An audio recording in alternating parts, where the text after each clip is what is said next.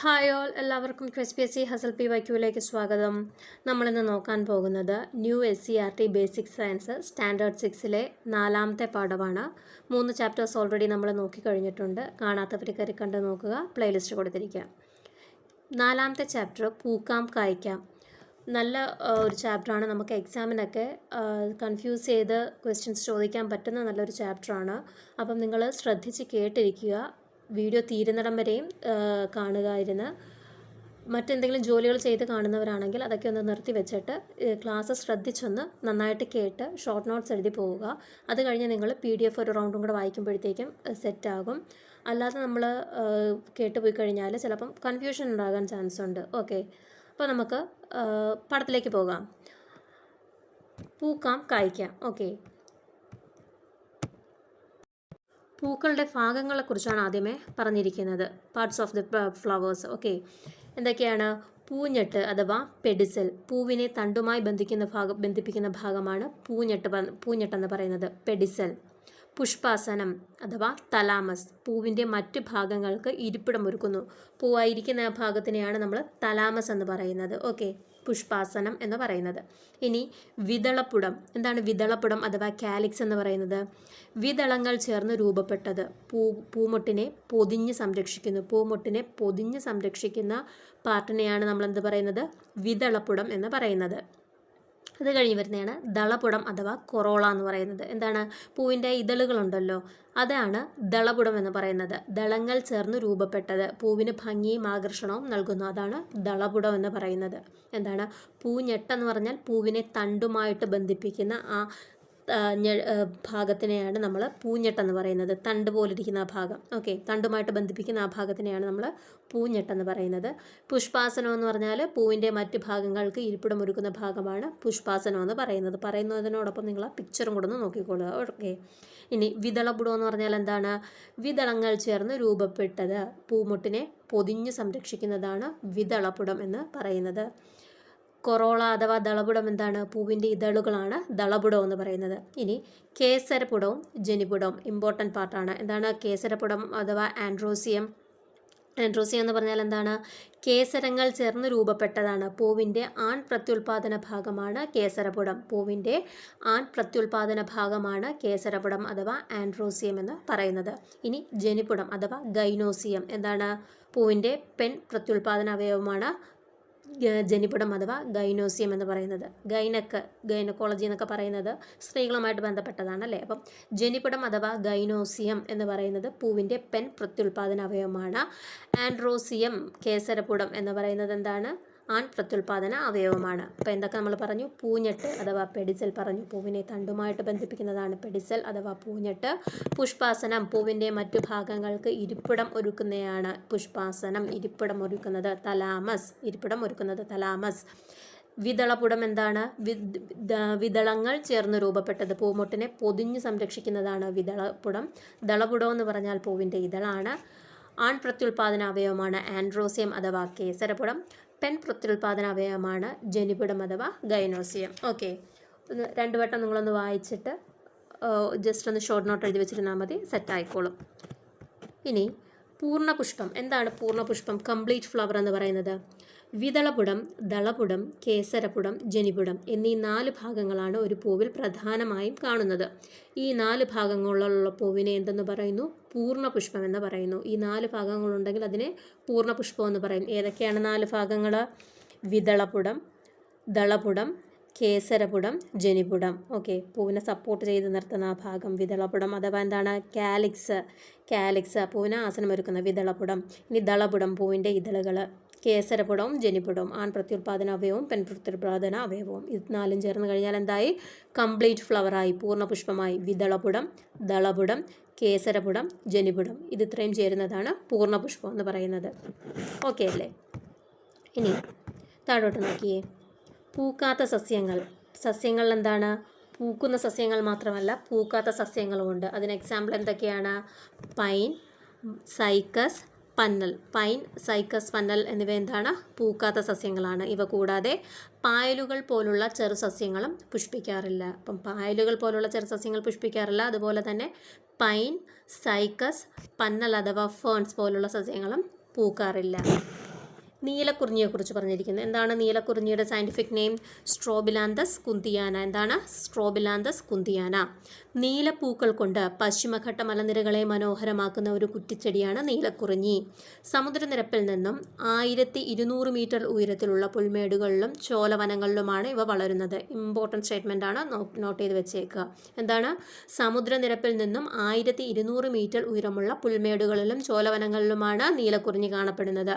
പശ്ചിമഘട്ടത്തിൽ കാണപ്പെടുന്ന വിവിധ ഇനം കുറിഞ്ഞികളിൽ ഒന്ന് മാത്രമാണ് നീലക്കുറിഞ്ഞി. ഇപ്പം പശ്ചിമഘട്ടത്തിൽ നീലക്കുറിഞ്ഞിയെ പോലെ തന്നെ വേറെ കുറേ ഫ്ലവേഴ്സും ഉണ്ട് അല്ലേ? അതിലൊന്ന് മാത്രമാണ് നീലക്കുറിഞ്ഞി. ഇവ 12 വർഷത്തിലൊരിക്കൽ കൂട്ടമായി പൂവിടുന്നു. ഓഗസ്റ്റ് മുതൽ ഒക്ടോബർ വരെയാണ് ഇവയുടെ പൂക്കാലം. നീലക്കുറിഞ്ഞിയുടെ പൂക്കാലം എപ്പോഴാണ്? ഓഗസ്റ്റ് മുതൽ ഒക്ടോബർ വരെയാണ്. 12 വർഷത്തിലൊരിക്കൽ മാത്രമേ നീലക്കുറിഞ്ഞി പൂക്കാറുള്ളൂ. സമുദ്രനിരപ്പിൽ നിന്നും 1200 മീറ്റർ ഉയരത്തിലുള്ള പുൽമേടുകളിലും ചോലവനങ്ങളിലുമാണ് നീലക്കുറിഞ്ഞി പൂക്കുന്നത്. എന്താണ് scientific name? Strobilanthes kunthiana. PSC യുടെ റിപ്പീറ്റഡ് ക്വസ്റ്റ്യൻ ആണ്. ഓക്കെ, ഇനി പൂവിൻ്റെ ധർമ്മങ്ങൾ എന്തൊക്കെയാണ്? എന്താണ്? പൂവിരിഞ്ഞ് എന്താണ്? ചെടി ഉണ്ടാകുന്നു. ചെടിയിൽ നിന്ന് ഫ്രൂട്ട് ഉണ്ടാകുന്നു. ഫ്രൂട്ടിൽ നിന്ന് വിത്ത് കിളർത്തി വീണ്ടും ചെടി ഉണ്ടാകുന്നു, പൂക്കുന്നു, കായ്ക്കുന്നു അല്ലേ? അപ്പം നമുക്ക് ഡീറ്റെയിൽ ആയിട്ട് നോക്കാം. ഫലവും വിത്തും. പൂവിൽ നിന്ന് ഫലവും ഫലത്തിനുള്ളിലെ വിത്തിൽ നിന്ന് പുതിയ ചെടിയും ഉണ്ടാകുന്നു. ഓക്കെ, എന്താണ്? പൂവിൽ നിന്ന് ഫലവും ഫലത്തിനുള്ള വിത്തിൽ നിന്ന് പുതിയ ചെടിയും ഉണ്ടാകുന്നു. വീണ്ടും ചെടി പൂക്കുന്നു, ഫലം ഉണ്ടാകുന്നു, വിത്തുണ്ടാകുന്നു, ചെടി ഉണ്ടാകുന്നു. Repeating process. ഓക്കെ, എങ്ങനെയാണ് ഫലവും വിത്തും ഉണ്ടാകുന്നത്? പ്രത്യുൽപാദനം വഴിയാണ് പൂവിൽ നിന്ന് ഫലവും വിത്തും ഉണ്ടാകുന്നത്. പ്രത്യുൽപാദനം വഴിയാണ് പൂവിൽ നിന്ന് ഫലവും വിത്തും ഉണ്ടാകുന്നത്. ഓക്കെ, ഏതാണ് ആൺ പ്രത്യുൽപാദന അവയവം? ഏതാണ്? കേസരപുടമാണ് അല്ലേ? കേസരപുടമാണ് ആൺ പ്രത്യുൽപാദന അവയവം. പെൺ പ്രത്യുൽപാദന അവയവം ഏതാണ്? ജനിപുടമാണ്. ജനിപുടം. ഓക്കെ, ഗൈനോസിയം പെൺ പ്രത്യുൽപാദന അവയവവും ആൻഡ്രോസിയം അഥവാ കേസരപുടം ആൺ പ്രത്യുൽപാദന അവയവവുമാണ്. ഓക്കെ, ഇത് വേണ്ടേ പിക്ചർ കൊടുത്തിരിക്കുന്നതുണ്ടോ? കേസരം. ഓക്കെ, കേസരത്തിൽ എന്തൊക്കെയുണ്ട്? തന്തുകമുണ്ട്, പരാഗീയമുണ്ട്. കേസരപ്പുടത്തിനകത്ത് കേസരങ്ങൾ ചേർന്ന് ഉണ്ടാകുന്നതാണ് കേസരപുടം എന്ന് പറയുന്നത്. ഓക്കെ, കേസരങ്ങൾ ചേർന്നാണ് കേസരപുടം ഉണ്ടാകുന്നത്. അപ്പം കേസരത്തിനകത്ത് എന്തൊക്കെയുണ്ട്? തന്തുകവുമുണ്ട്, പരാഗിയുമുണ്ട്. ഓക്കെ, തന്തുകവുമുണ്ട്, പരാഗിയുമുണ്ട്. ഈ പരാഗിക്കകത്താണ് എന്ത് കാണപ്പെടുന്നത്? പരാഗരേണുക്കൾ കാണപ്പെടുന്നത് പരാഗിക്കുള്ളിലാണ്. ഓക്കെ, പരാഗിക്കുള്ളിലാണ് പരാഗരേണുക്കൾ കാണപ്പെടുന്നത്. നോക്കിയേ, കേസരപുടം. കേസരങ്ങൾ ചേർന്നതാണ് കേസരപുടം. കേസരത്തിന് തന്തുകം അഥവാ ഫിലമെൻ്റ്, പരാഗി അഥവാ ആന്തർ എന്നീ ഭാഗങ്ങളുണ്ട്. അപ്പം എന്തൊക്കെയുണ്ട്? കേസരത്തിന് തന്തുകം ഉണ്ട്, പരാഗിയുണ്ട്. പരാഗിയിലെ അറകളിലാണ് പരാഗരേണുക്കൾ കാണപ്പെടുന്നത്. പരാഗരേണുക്കൾ നമ്മൾ പറയും പോളൻ ഗ്രെയിൻസ് എന്നും പറയാറുണ്ട്. ഓക്കെ, പുംബീജത്തെ വഹിക്കുന്ന ഭാഗങ്ങളാണ് പരാഗരേണുക്കൾ. അപ്പം പരാഗരേണുക്കൾ എന്താണ്? പുംബീജത്തെയാണ് വഹിക്കുന്നത്. നോക്കിയേ, കേസരങ്ങൾ ചേർന്നാണ് കേസരപുടം ഉണ്ടാകുന്നത്. കേസരപുടത്തിൽ എന്തൊക്കെയുണ്ട്? തന്തുകവും പരാഗിയുമുണ്ട്. തന്തുകം അഥവാ ഫിലമെൻ്റ്, പരാഗി അഥവാ ആന്തർ. ഓക്കെ, ആൻഡ്രോസിയം എന്താണ്? കേസരപുടത്തിന് പറയുന്നതാണ് ആൻഡ്രോസിയം. പരാഗിക്ക് എന്താണ് പറയുന്നത്? ആന്തർ. ഓക്കെ, തന്തുകം എന്ന് പറഞ്ഞാൽ ഫിലമെൻ്റ്. ഓക്കെ, അപ്പം കേസരങ്ങൾ ചേർന്നതാണ് കേസരപുടം. കേസരത്തിനകത്ത് തന്തുകമുണ്ട്, പരാഗിയുണ്ട്. പരാഗിക്കുള്ളിലാണ് എന്താ കാണപ്പെടുന്നത്? പരാഗരേണുക്കൾ അഥവാ പോളൻ ഗ്രെയിൻസ് കാണപ്പെടുന്നത്. പുംബീജത്തെ വഹിക്കുന്ന ഭാഗങ്ങളാണ് പരാഗരേണുക്കൾ. ആൺബീജകോശമായ പുംബീജത്തെ വഹിക്കുന്ന ഭാഗങ്ങളാണ് പരാഗരേണുക്കൾ. കൺഫ്യൂഷൻ ഉണ്ടാകുന്നുണ്ടെങ്കിൽ നിങ്ങൾ ഒന്നും കൂടെ റിപ്പീറ്റ് അടിച്ചൊന്ന് കേട്ട് നോക്കുക. ഓക്കെ, ഇനി നോക്കിയേ, ജനിയുടെ പിക്ചർ കൊടുത്തിരിക്കുന്നത് എന്താണ്? ജനിപുടം. പൂവിൻ്റെ പ്രത്യുൽപാദന ഭാഗമാണ് ജനിപുടം. ജനിയിൽ പരാഗണസ്ഥലം, ജനിതണ്ട്, അണ്ഡാശയം എന്നീ ഭാഗങ്ങളുണ്ട്. എന്തൊക്കെയുണ്ട്? നോക്കിയേ, പെൺ പ്രത്യുൽപാദന അവയവമല്ലേ ജനിപുടം എന്ന് പറയുന്നത്. അപ്പം ജനിയിൽ എന്തൊക്കെയുണ്ട്? ജനിതണ്ടുണ്ട്, പരാഗണസ്ഥലമുണ്ട്, അണ്ഡാശയമുണ്ട്, ഓവ്യൂളുണ്ട്. ഓക്കെ, എന്തൊക്കെയുണ്ട്? പരാഗണസ്ഥലം, ജനിതണ്ട്, അണ്ഡാശയം, ഓവ്യൂള്. പരാഗണസ്ഥലത്തിന് എന്ത് പറയും? സ്റ്റിഗ്മ എന്ന് പറയും. പരാഗണസ്ഥലത്തിന് എന്ത് പറയും? സ്റ്റിഗ്മ. ജനിതണ്ട്, സ്റ്റൈല്. ദണ്ട് നല്ല സ്റ്റൈലായിട്ടിരിക്കുന്നതെന്ന് ഓർത്താൽ മതി. അപ്പം ജനിതണ്ടിന് എന്താണ് പറയുന്നത്? സ്റ്റൈല്. പരാഗണസ്ഥലത്തിന് എന്താ പറയും? സ്റ്റിഗ്മ. അണ്ഡാശയം അഥവാ ഓവറി എന്നീ ഭാഗങ്ങളുണ്ട്. ഓവറി. ഓക്കെ, അപ്പം അണ്ഡാശയത്തിനുള്ളിലെ ഓവ്യൂളിനുള്ളിലാണ് അണ്ഡം അഥവാ പെൺ ബീജകോശം കാണപ്പെടുന്നത്. പെൺ ബീജകോശം എവിടെയാണ് കാണപ്പെടുന്നത്? അണ്ഡാശയത്തിനുള്ളിലെ ഓവ്യൂളിനുള്ളിലാണ് പെൺ ബീജകോശം അഥവാ ഓവം കാണപ്പെടുന്നത്. ഓക്കെ, അപ്പം നമ്മൾ കേസരപ്പുടവും പറഞ്ഞു, ജനിപുടവും പറഞ്ഞു. കേസരപ്പുടത്തിനകത്ത് കേസരങ്ങൾ ചേർന്നതാണ് കേസരപ്പുടം. എന്തൊക്കെയുണ്ട്? തന്തുകമുണ്ട്, പരാഗണ സ്ഥലവുമുണ്ട്, പരാഗിയുമുണ്ട്.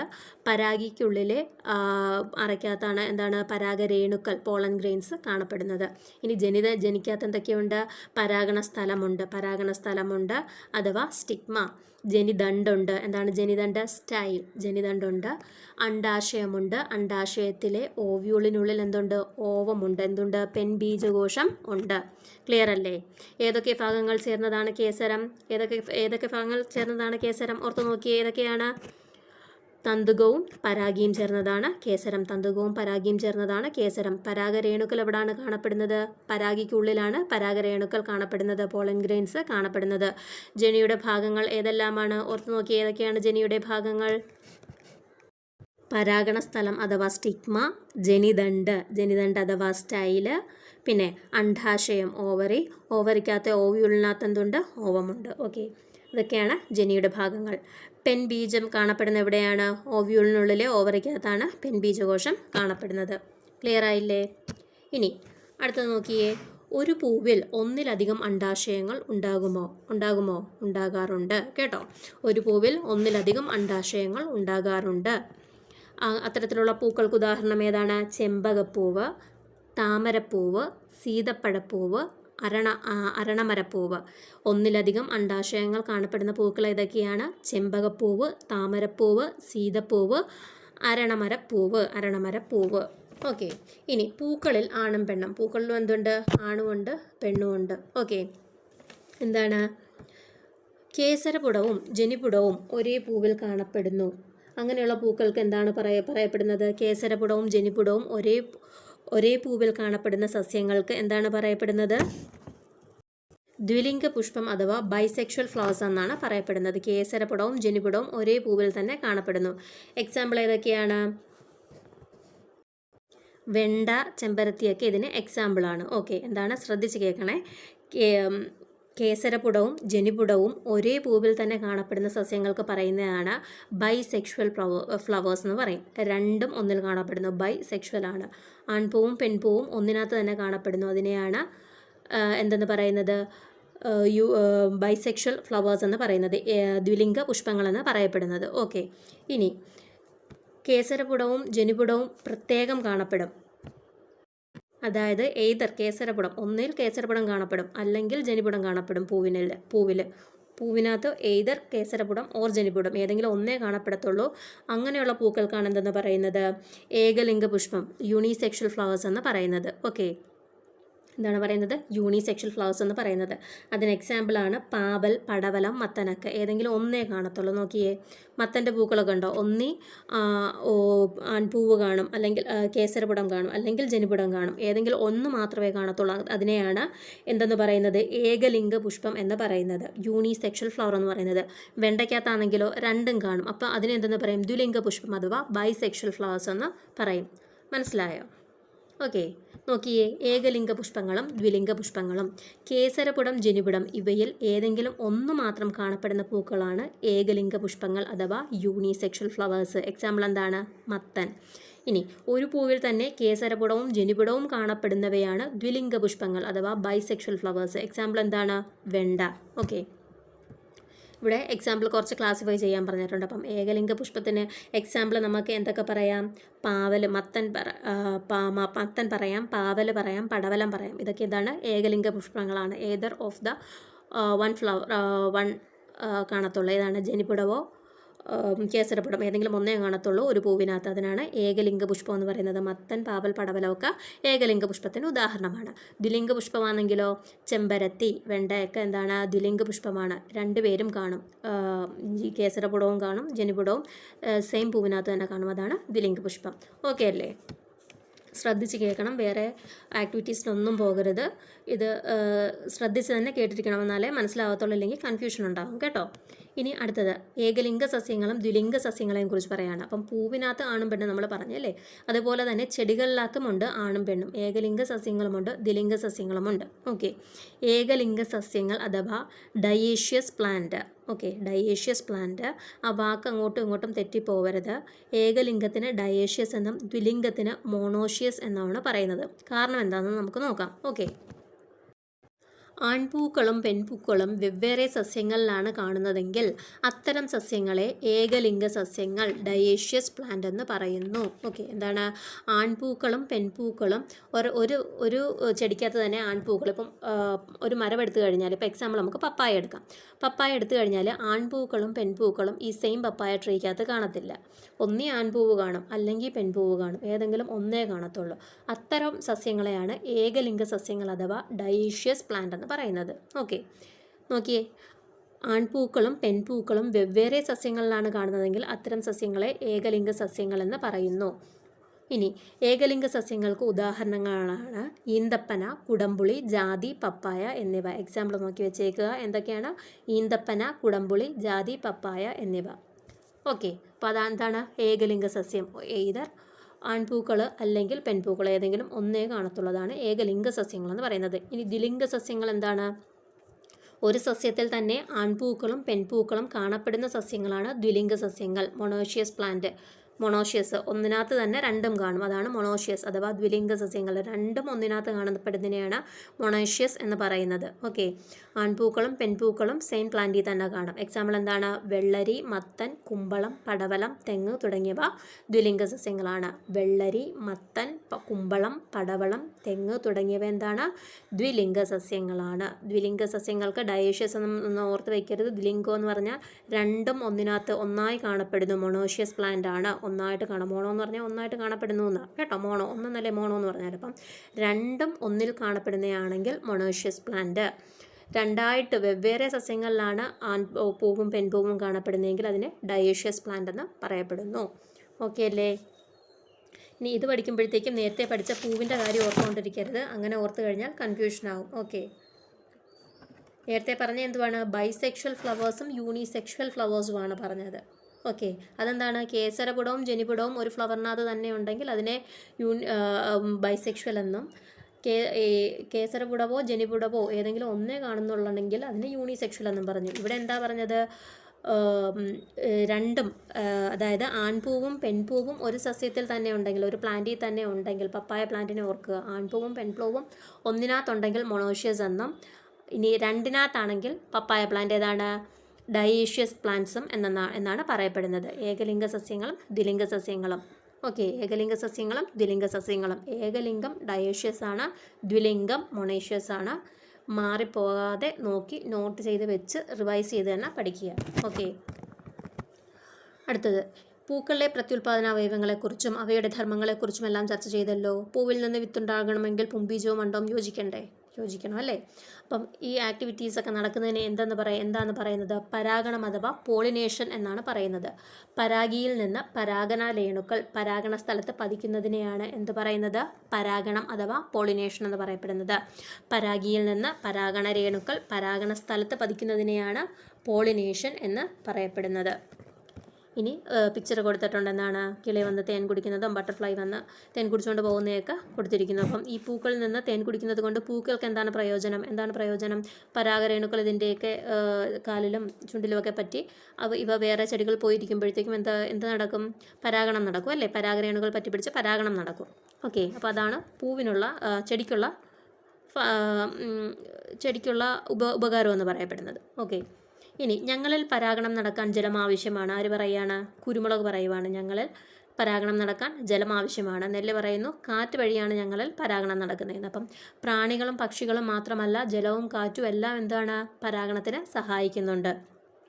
ഓക്കെ, അപ്പം ഓൾഡ് SCRTയിലുള്ള ഒരു ഫാക്റ്റാണേ. ചേനയിലും ചേമ്പിലും പരാഗണം നടത്തുന്നത് ആരാണ്? ഈച്ചയാണ് ചേനയിലും ചേമ്പിലും പരാഗണം നടത്തുന്നത്. കുരുമുളക് ചെടിയിൽ പരാഗണം നടത്തുന്നത് ആരൊക്കെയാണ്? വെള്ളവും അതുപോലെ മഞ്ഞും കുരുമുളക് ചെടിയിൽ പരാഗണം നടത്തുന്നുണ്ട്. ഇനി കാറ്റ് വഴി പരാഗണം നടത്തുന്ന ഏതിനകത്തൊക്കെയാണ്? നെല്ല്, ഗോതമ്പ്, ചോളം, കരിമ്പ് മുതലായ ചെടികളിൽ കാറ്റാണ് പരാഗണം നടത്തുന്നത്. ഓക്കെ, ഇനി ഇവിടെ ഒരു ബോക്സ് കൊടുത്തിരിക്കുന്നുണ്ടോ? വാനില. നമ്മുടെ നാട്ടിൽ കൃഷി ചെയ്തു വരുന്ന സുഗന്ധവ്യഞ്ജനമാണ് വാനില. ഈ സസ്യത്തിൻ്റെ ജന്മദേശം തെക്കേ അമേരിക്കയാണ്. അപ്പം വാനിലയുടെ ജന്മദേശം ഏതാണ്?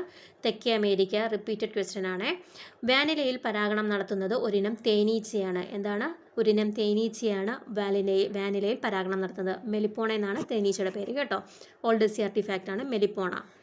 എന്നാൽ നമ്മുടെ നാട്ടിൽ ഈ തേനീച്ച ഇല്ലാത്തതിനാൽ കർഷകർ തന്നെ പൂക്കളിൽ കൃത്രിമമായി പരാഗണം നടത്തിയാണ് വിത്തുൽപാദിപ്പിക്കുന്നത്. ക്ലിയർ അല്ലേ? അപ്പം വാനിലയിൽ പരാഗണം നടത്തുന്ന ആരാണ്? മെലിപ്പോണ എന്ന് പറയുന്ന തേനീച്ചയാണ്. വാനിലയുടെ ജന്മദേശം എവിടെയാണ്? തെക്കേ അമേരിക്കയാണ്. ഓക്കെ, നിങ്ങൾക്ക് വീഡിയോ ഇഷ്ടമാവുന്നെങ്കിൽ ചാനലൊന്ന് സബ്സ്ക്രൈബ് ചെയ്ത് വീഡിയോയ്ക്ക് ലൈക്ക് ചെയ്തൊന്ന് സപ്പോർട്ട് ചെയ്യുക. ഓക്കെ, അടുത്ത നോക്കിയേ, സ്വപരാഗണവും പരപരാഗണവും. സ്വപരാഗണത്തെക്കുറിച്ചും പരപരാഗണത്തെക്കുറിച്ചുമാണ് പറയപ്പെടുന്നത്. അപ്പം ഒരു ചെടിയിൽ തന്നെ പരാഗണം നടക്കുവാണെങ്കിൽ, ഒരു ചെടിയിൽ തന്നെയാണ് പരാഗണം നടക്കുന്നതെങ്കിൽ അതിനെ സ്വപരാഗണമെന്ന് പറയും.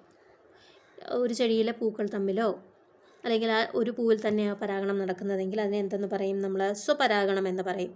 ഇനി അപ്പുറത്തെ ഒരേ ഇനത്തിൽപ്പെടുന്ന തന്നെ മറ്റ് ചെടികളിൽ 2 ചെടികൾ തമ്മിലാണ് പരാഗണം നടക്കുന്നതെങ്കിൽ അതിനെ എന്തെന്ന് പറയും? പരപരാഗണമെന്ന് പറയും. പിക്ചർ നോക്കി മനസ്സിലാവുന്നില്ലേ?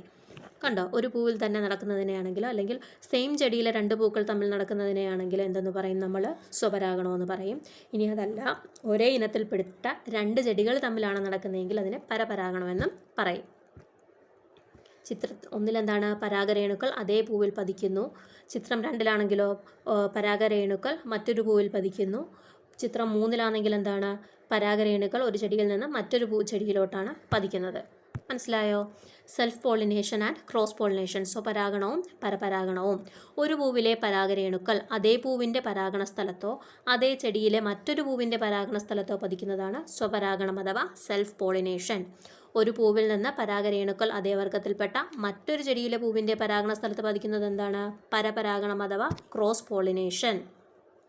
ഓക്കെ, ഇനി പരപരാഗണത്തെ പ്രോത്സാഹിപ്പിക്കുന്ന പ്രകൃതി എന്താണ് പ്രോത്സാഹിപ്പിക്കുന്നത്? പരപരാഗണത്തെയാണ്, ക്രോസ് പോളിനേഷനാണ് പ്രോത്സാഹിപ്പിക്കുന്നത്. എന്തുകൊണ്ടാണ്? കൂടുതൽ വെറൈറ്റി ആയിട്ടുള്ള ചെടികളുണ്ടാകും അല്ലേ? പൂക്കളും കായ്കളൊക്കെ ഉണ്ടാകും.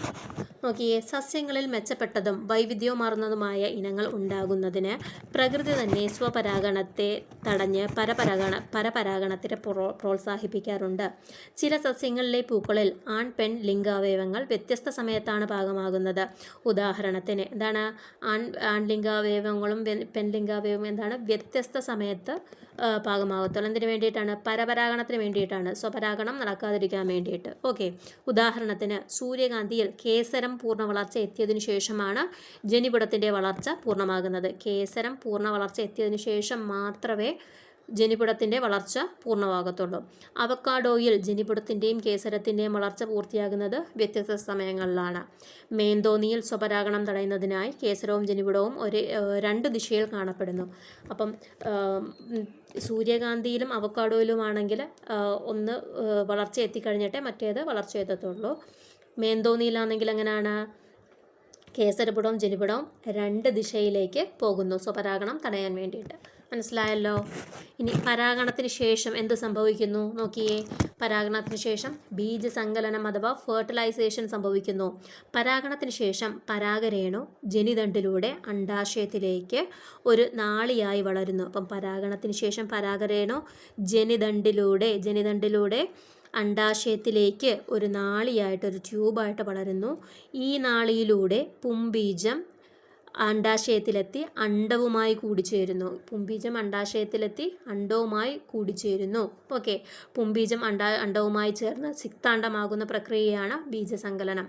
സൈഗോട്ടാകുന്ന പ്രക്രിയയാണ് എന്ത് പറയുന്നത്? ബീജസങ്കലനം. അപ്പം പരാഗണത്തിന് ശേഷം പരാഗരേണു ജനിതണ്ടിലൂടെ അണ്ഡാശയത്തിലേക്ക് ഒരു നാളിയായിട്ട് വളരുന്നു.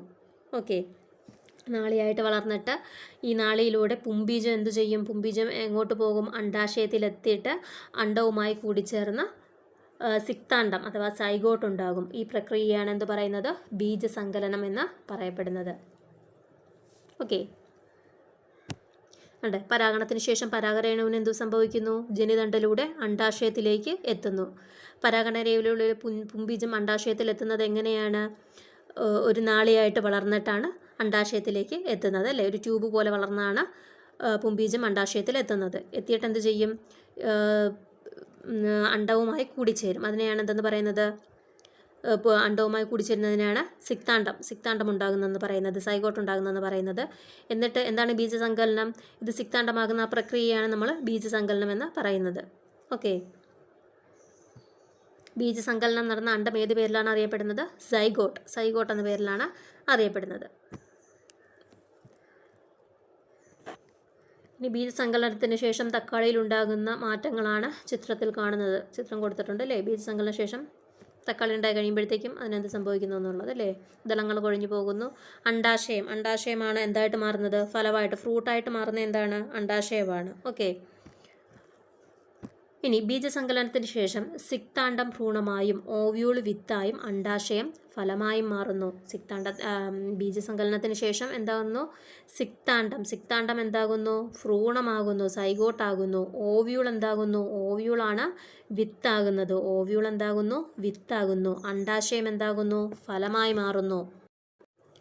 ബീജസങ്കലനത്തിന് ശേഷം അണ്ടാശയം വളർന്നാണ് ഫലമുണ്ടാകുന്നത്. പാവലിൻ്റെ പൂവിന് ഒരണ്ടാശയം മാത്രമേ ഉള്ളൂ. അപ്പോൾ അതിൽ നിന്ന് എത്ര ഫലങ്ങളുണ്ടാകും? ഒരു പാവലേ ഉണ്ടാവുള്ളൂ അല്ലേ? പാവലിൻ്റെ പൂവിനെ പോലെ മാങ്ങ, വെണ്ട, പയർ, പപ്പായ എന്നിവയുടെ പൂക്കളിലും ഒരണ്ടാശയം മാത്രമാണ് ഉള്ളത്. അപ്പം പാവലിനെ പോലെ തന്നെ മാങ്ങ, വെണ്ട, പയർ, പപ്പായ എന്നിവയുടെ പൂക്കളിലും ഒരണ്ടാശയം മാത്രമാണ് ഉള്ളത്. ഒരു പൂവിൽ നിന്ന് ഒരു ഫലം ഉണ്ടാകുന്നതാണ് ലഘുഫലം അഥവാ സിമ്പിൾ ഫ്രൂട്ട് എന്ന് പറയുന്നത്. അപ്പം പൂവാണല്ലോ ഫലമായിട്ട് മാറുന്നത് അല്ലേ? അപ്പം ഒരു പൂവിൽ നിന്ന് ഒരു ഫലം മാത്രം ഉണ്ടാകുന്നതാണ് ലഘുഫലം എന്ന് പറയപ്പെടുന്നത്. ലഘുഫലങ്ങൾക്ക് കൂടുതൽ ഉദാഹരണം കണ്ടെത്താവോ? എന്താണ്? മാങ്ങ, തക്കാളി എല്ലാം ലഘുഫലങ്ങളാണ്. ഒരു പൂവിൽ നിന്ന് ഒന്നിലധികം അണ്ടാശയങ്ങൾ ഉണ്ടെങ്കിൽ അതിൽ നിന്ന് ഒന്നിലധികം ഫലങ്ങൾ ഉണ്ടാകുമോ? ഉണ്ടാകും അല്ലേ? സീതപ്പഴത്തിൻ്റെ പൂവിൽ നിന്ന് സീതപ്പഴത്തിൻ്റെ പൂവിൽ ഒന്നിലധികം അണ്ടാശയങ്ങളുണ്ട്. ഓക്കെ, സീതപ്പഴം എന്താണ്? പുഞ്ചഫലമാണ്. പുഞ്ചഫലം ഒന്നിലധികം പൂക്കളുണ്ടായിട്ട് ഒന്നിലധികം പൂക്കളല്ല, ഒരു പൂവിൽ നിന്നും ഒന്നിലധികം അണ്ടാശയങ്ങൾ ഉണ്ടായിട്ട് അതെല്ലാം കൂടെ കൂടിച്ചേർന്നിട്ട് ഒരൊറ്റ പഴമായിട്ട് മാറുന്നു. അതിനെയാണ് പുഞ്ചഫലം എന്ന് പറയുന്നത്. ഓക്കെ, അതാണ് സീതപ്പഴം. ഒന്നിലധികം അണ്ടാശയങ്ങൾ ചേർന്ന്, ഒരു പൂവിൽ നിന്ന് ഒന്നിലധികം അണ്ടാശയങ്ങൾ ചേർന്ന് ഒരൊറ്റ ഫ്രൂട്ടായിട്ട് മാറുന്നു. അഗ്രഗേറ്റ് ഫ്രൂട്ട് ആകുന്നതാണ് സീതപ്പഴം, പുഞ്ചഫലം. ഓക്കെ, ഒരു പൂവിൽ നിന്ന് ഒന്നിലധികം അണ്ടാശയങ്ങൾ ഉണ്ടെങ്കിൽ ഒന്നിലധികം ഫലങ്ങളും ഉണ്ടാകുമെന്ന് മനസ്സിലായില്ലേ? ഒന്നിലധികം അണ്ടാശയങ്ങളുള്ള ഒരു പൂവിൽ നിന്നുണ്ടാകുന്ന ഫലങ്ങളാണ് പുഞ്ചഫലങ്ങൾ അഥവാ അഗ്രഗേറ്റ് ഫ്രൂട്ട്സ്. സീതപ്പഴം പുഞ്ചഫലമാണ്. പുഞ്ചഫലത്തിന് കൂടുതൽ ഉദാഹരണം വേറെ എന്ത് പറയാം നമുക്ക്? പുഞ്ചഫലത്തിന് ഉദാഹരണം അരണമരക്കായ് പുഞ്ചഫലത്തിന് ഉദാഹരണമാണ് കേട്ടോ, അരണമരക്കായ്.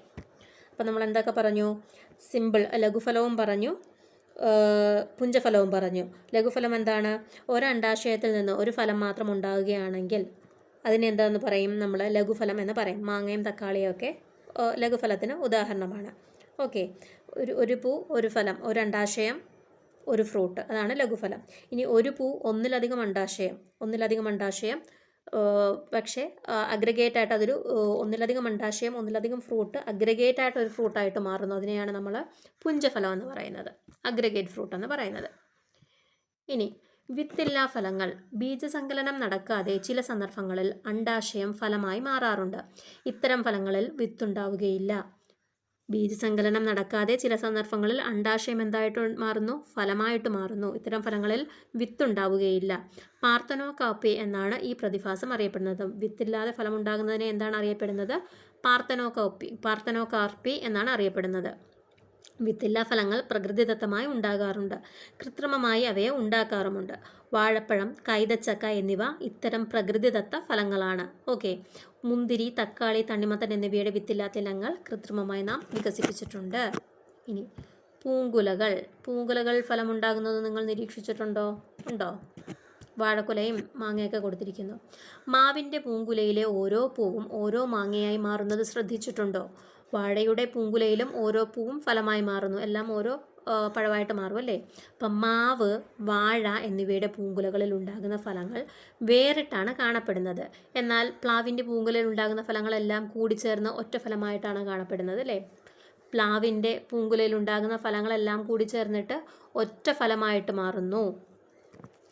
ഒരു പൂങ്കുലയിൽ ഉണ്ടാകുന്ന ഒന്നിലധികം ഫലങ്ങൾ കൂടിച്ചേർന്ന് ഒരു ഫലമാകുന്നതാണ് സംയുക്ത ഫലം. അപ്പം ഒരു പൂങ്കുലയിൽ ഉണ്ടാകുന്ന ഒന്നിലധികം ഫലങ്ങൾ കൂടിച്ചേർന്നിട്ട് ഒരു ഫലമാകുന്നു. അതിനെ എന്താണ് പറയുന്നത്? സംയുക്ത ഫലം അഥവാ മൾട്ടിപ്പിൾ ഫ്രൂട്ട് എന്നാണ് പറയപ്പെടുന്നത്. ഓക്കെ, അഗ്രിഗേറ്റ് ഫ്രൂട്ടും മൾട്ടിപ്പിൾ ഫ്രൂട്ടും തിരിഞ്ഞു പോകരുത്. അഗ്രിഗേറ്റ് ഫ്രൂട്ട് എന്താണ്? ഒരു പൂ ഒന്നിലധികം അണ്ഡാശയങ്ങൾ ചേർന്ന് ഒരു ഫലം രൂപപ്പെടുന്നതാണ് അഗ്രിഗേറ്റ് ഫ്രൂട്ട് അഥവാ പുഞ്ചഫലം എന്ന് പറയുന്നത്. എന്താണ്? സീതപ്പഴം പറയുന്നത്. ഇതെന്താണ്? ഒരു പൂങ്കുലയിൽ ഉണ്ടാകുന്ന ഫലങ്ങളെല്ലാം കൂടിച്ചേർന്ന് ഒറ്റ ഫലമായിട്ട് മാറുന്നതാണ് സംയുക്ത ഫലം അഥവാ മൾട്ടിപ്പിൾ ഫ്രൂട്ട് എന്ന് പറയുന്നത്. കൈതച്ചക്ക, ആഞ്ഞിലിച്ചക്ക, ശീമച്ചക്ക എന്നിവയെല്ലാം സംയുക്ത ഫലങ്ങളാണ്. നിങ്ങൾ എക്സാമ്പിൾ കൃത്യമായിട്ട് നോട്ട് ചെയ്ത് വെച്ച് തന്നെ പഠിക്കുക. എക്സാമ്പിളാണ് കൂടുതലായിട്ട് ചോദിക്കുന്നത്. ഒന്ന് വായിക്കുമ്പോഴത്തേക്കും അതിന് മുമ്പത്തെ ആലോചിച്ച് കൺഫ്യൂസ് ആക്കരുത്. ഓക്കെ, ഇനി കപടഫലങ്ങൾ നോക്കിയേ. നാം കാണുന്ന എല്ലാ ഫലങ്ങളും അണ്ഡാശയം വളർന്നാണോ ഉണ്ടാകുന്നത്? എല്ലാ ഫലങ്ങളും അണ്ഡാശയം വളർന്നാണോ ഉണ്ടാകുന്നത്? അല്ല. കശുമാങ്ങയുടെ കാര്യം എടുത്താലോ? കശുമാങ്ങയുടെ പൂഞ്ഞെട്ട് വളർന്നിട്ടാണ് കശുമാങ്ങയുടെ ഫ്രൂട്ട് ഉണ്ടാകുന്നത്. പൂഞ്ഞെട്ട് വളർന്നിട്ടാണ് കശുമാങ്ങ ഉണ്ടാകുന്നത്. അതുപോലെ തന്നെ ആപ്പിളിലും സബർജല്ലിയിലുമാണെങ്കിൽ അതിൻ്റെ പുഷ്പാസനം തലാമസ് വളർന്നിട്ടാണ് ആപ്പിളും സബർജല്ലിയും ഉണ്ടാകുന്നത്. സാധാരണ പൂക്കളിൽ അണ്ഡാശയം വളർന്നാണ് ഫലമുണ്ടാകുന്നത്. ചില സസ്യങ്ങളിൽ അണ്ഡാശയമല്ലാതെ പൂവിലെ മറ്റു ഭാഗങ്ങളും ഫലമായി മാറുന്നു. ഇവയാണ് കപടഫലങ്ങൾ. അപ്പോൾ ഇങ്ങനെ ഉണ്ടാകുന്ന ഫ്രൂട്ട്സിന് എന്താണ് പറയുന്നത്? കപടഫലങ്ങൾ, സ്യൂഡോ ഫ്രൂട്ട്സ് എന്നാണ് പറയപ്പെടുന്നത്. കശുമാങ്ങയിൽ പൂഞ്ഞെട്ട് വളർന്നാണ് ഫലമാകുന്നത്. കപടഫലങ്ങൾക്ക് കൂടുതൽ ഉദാഹരണം കണ്ടെത്തൂ. ആപ്പിളും സബർജല്ലിയും നിങ്ങൾ കഴിച്ചിട്ടുണ്ടല്ലോ. ഇവയും കപടഫലങ്ങളാണ്. ഇവയുടെ പുഷ്പാസനം വളർന്ന് ഫലമായി മാറുന്നു. ഓക്കെ, പുഷ്പാസനം വളർന്ന് ഫലമായി മാറുന്നു. അപ്പം പൂഞ്ഞെട്ട് വളർന്നാണ് കശുമാങ്ങ ഉണ്ടാകുന്നത്. അതുപോലെ പുഷ്പാസനം വളർന്നാണ് ആപ്പിളും സബർജല്ലിയും ഒക്കെ ഉണ്ടാകുന്നത്. ഓക്കെ, അത് ക്ലാസിഫൈ ചെയ്യാൻ പറഞ്ഞിരിക്കുകയാണ്. ഈ പുഷ്പകൃഷിയെക്കുറിച്ച് പറഞ്ഞിരിക്കുകയാണ്. എന്താണ് പുഷ്പകൃഷി പറയുന്നത്? ഫ്ലോറികൾച്ചർ എന്നാണ് പറയപ്പെടുന്നത്. പുഷ്പകൃഷി പറയപ്പെടുന്നതാണ് ഫ്ലോറികൾച്ചർ. പൂച്ചെടികൾ, അലങ്കാര സസ്യങ്ങൾ എന്നിവ വാണിജ്യാടിസ്ഥാനത്തിൽ ഉൽപ്പാദിപ്പിച്ച് വളർത്തി പരിപാലിക്കുന്നതിനെയാണ് പുഷ്പകൃഷി അഥവാ ഫ്ലോറികൾച്ചർ എന്ന് പറയുന്നത്. ഇനി അത് അടുത്തൊരു ഇമ്പോർട്ടൻ്റ് ആയിട്ടുള്ള ടേബിളാണ്. നോക്കി, ആന്തൂര്യത്തിനെ കുറിച്ച് പറഞ്ഞിരിക്കുന്നു. പുഷ്പകൃഷിയിൽ പ്രാധാന്യമുള്ള ഒരു സസ്യമാണ് ആന്തൂര്യം. ഇതിൻ്റെ ഏറ്റവും ആകർഷണമായ ഭാഗം രൂപാന്തരം പ്രാപിച്ച ഇലകളാണ്. അപ്പം നമ്മൾ ആന്തൂര്യത്തിൻ്റെ പൂവെന്ന് പറയുന്നത് അത് പൂവല്ല, അതെന്താണ്? രൂപാന്തരം പ്രാപിച്ച ഇലകളാണ്. പൂവിനോട് ചേർന്ന് കാണുന്ന ഇത്തരം നിറമുള്ള ഭാഗങ്ങളെ സഹപത്രം അഥവാ ബ്രാക്സ് എന്നാണ് പറയുന്നത്. പൂവിനോട് ചേർന്ന് കാണപ്പെടുന്ന ഇത്തരം കളർഫുള്ളായിട്ടുള്ള പാർട്ടിനെ ഇലകളോട് ചേർന്ന് കാണപ്പെടുന്ന കളർഫുള്ളായിട്ടുള്ള പാർട്ടിനെ എന്താണ് പറയുന്നത്? പൂവെന്നല്ല പറയേണ്ടത്, സഹപത്രം അഥവാ ബ്രാക്സ് എന്നാണ് പറയുന്നത്. പരാഗണകാരികളെ ആകർഷിക്കുക എന്നതാണ് സഹപത്രങ്ങളുടെ ധർമ്മം. അപ്പോൾ ഇതിൻ്റെ ധർമ്മം എന്താണ്? പരാഗകാരികളെ ആകർഷിക്കുക എന്നതാണ്. വാഴ, ബോഗൻവില്ല എന്നീ സസ്യങ്ങളിലും ആകർഷകമായ സഹപത്രം കാണാൻ കഴിയും. ഓക്കെ അല്ലേ? അപ്പോൾ ഇത്രയും നാൾ നമ്മൾ ധരിച്ചു വെച്ചിരുന്ന തെറ്റാണല്ലേ? ആന്തൂര്യത്തിന് എന്താണ്? അത് പൂവല്ല, എന്താണ് പറയുന്നത്? സഹപത്രം, ബ്രാക്സ് എന്നാണ് പറയപ്പെടുന്നത്. അപ്പം ഇത്രയുമാണ് ചാപ്റ്റർ. ഓക്കെ, നല്ല കൺഫ്യൂഷൻ ഉണ്ടാക്കുന്ന കുറേ അധികം ഫാക്ട്സ് നിറഞ്ഞ ചാപ്റ്ററാണ്. 6th സ്റ്റാൻഡേർഡാന്ന് പറഞ്ഞ് നമ്മൾ സിമ്പിളായിട്ട് കാണണ്ട. ഷോർട്ട് നോട്ട്സ് എഴുതി തന്നെ പഠിക്കുക. വാരി വലിച്ചിട്ട് എഴുതാൻ നിൽക്കേണ്ട. ഷോർട്ടായിട്ട് ക്ലാസിഫൈ ചെയ്ത് ടേബിൾ തിരിച്ചെഴുതി വയ്ക്കുക. അതുപോലെ തന്നെ ക്ലാസ് 1-2 വട്ടം റിപ്പീറ്റ് അടിച്ച് കേൾക്കുക. സമാധാനത്തിൽ വേറെ ജോലിക്കൊന്നും പോകാതെ ക്ലാസ് ശ്രദ്ധിച്ചിരുന്ന് കേൾക്കുക. അത് കഴിഞ്ഞ് 1-2 റൗണ്ട് നിങ്ങൾ PDF വായിച്ച് നോക്കുക. അപ്പോഴത്തേക്കും സെറ്റായിക്കോളും. ഷോർട്ട് നോട്ട്സ് എഴുതി വെച്ച് ഇടയ്ക്കിടയ്ക്ക് റിവൈസ് ചെയ്യുക. ഓക്കെ, അപ്പോഴത്തേക്കും സെറ്റായിക്കോളും. ഇമ്പോർട്ടൻറ്റ് ചാപ്റ്ററാണ്. ക്വസ്റ്റ്യൻസൊക്കെ നന്നായിട്ട് നമ്മൾ കൺഫ്യൂസ് ചെയ്ത് ചോദിക്കാൻ പറ്റുന്ന ചാപ്റ്ററാണ്. ഓക്കെ, അപ്പം നിങ്ങൾക്ക് ക്ലാസ് ഇഷ്ടപ്പെട്ടെങ്കിൽ തീർച്ചയായും ലൈക്ക് ചെയ്യുക, ചാനൽ സബ്സ്ക്രൈബ് ചെയ്ത് സപ്പോർട്ട് ചെയ്യുക. അതുപോലെ നമ്മുടെ ചാനലിലൂടെ PYQs വർക്കൗട്ട് ചെയ്യുന്നുണ്ട്. ഓൾട്ടർനേറ്റ് ഡേയ്സ് ആയിട്ടാണ് പോകുന്നത്. ഒരു ദിവസം SCRT, ഒരു ദിവസം PYQ എന്ന രീതിയിലാണ് പോകുന്നത്. PYQ വിത്ത് കണക്റ്റഡ് ഫാക്ട്സ് ആണ് ചെയ്യുന്നത്.